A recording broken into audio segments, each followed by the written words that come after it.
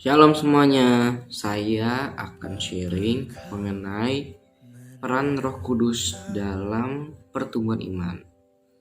Dalam Roma 8 ayat 1-17 dijelaskan bahwa sekarang tidak ada penghukuman bagi mereka yang ada dalam Kristus Yesus, karena kita tidak hidup dalam daging, melainkan dalam roh.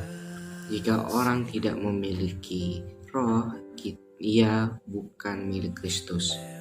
Semua orang yang dipimpin Roh Allah adalah anak Allah, dan jika kita adalah anak Allah, kita adalah ahli waris, yaitu orang-orang yang berhak menerima janji-janji Allah.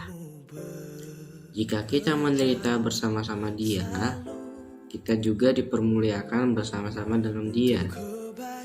Iman Kristen mempercayai bahwa Allah memiliki 3 pribadi, yaitu Allah Bapa, Allah Putra, dan Allah Roh Kudus.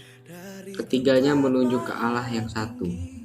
Jadi, apa peran Roh Kudus dalam pertumbuhan iman orang percaya? Pertama, Roh Kudus membuat kita memahami pengajaran dan tuntunan Allah yang diberikan ke kita. Selama ini belum kita mengerti. Mengapa? Karena keterbatasan kita sebagai manusia yang memerlukan bimbingan dan pencerahan dari Roh Kudus dan kemampuan untuk memahami firman Tuhan. Yang kedua, Roh Kuduslah yang bekerja mengubah hati serta menyingkapkan pengertian dan pengenalan yang benar akan Tuhan, sehingga seseorang menjadi percaya dan beriman. Jadi kesimpulan dari saya adalah kita itu selama ini tidak hidup dalam daging, melainkan kita hidup dalam roh.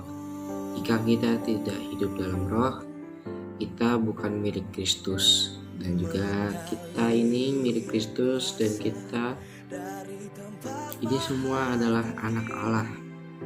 Jadi kalau kita anak Allah, kita berhak untuk menerima janji-janji Allah, ya. Dan juga iman Kristen bahwa Allah memiliki 3 pribadi. Tadi disebutin Allah Bapa, Allah Putra, dan Allah Roh Kudus. Peran Roh Kudus ada 2, ya tadi yang dalam pertumbuhan iman orang percaya. Yang pertama saya sebutin ulang, membuat kita memahami pengajaran dan tuntunan Allah yang diberikan ke kita. Jadi yang kedua juga, Roh Kuduslah yang mengubah hati beserta menyingkapkan pengertian pengenalan yang benar akan Tuhan, sehingga seseorang menjadi percaya dan beriman. Sekian dari sharing saya. Tuhan Yesus memberkati.